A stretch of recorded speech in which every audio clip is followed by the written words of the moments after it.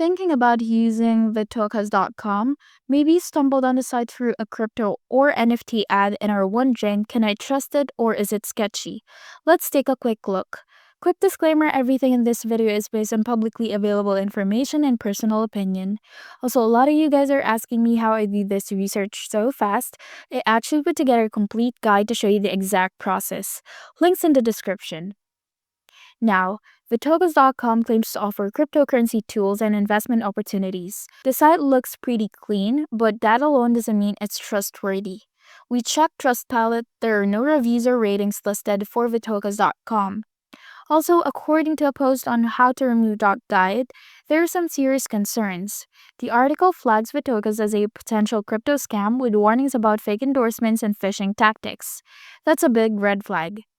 For the final verdict, at this point, Vitokas doesn't look legit.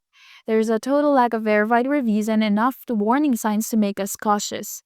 If you're thinking of using the site especially for anything financial, it's probably better to steer clear. If you've had any experience with Vitokas, good or bad, let us know in the comments and don't forget to like and subscribe for more honest, no BS reviews.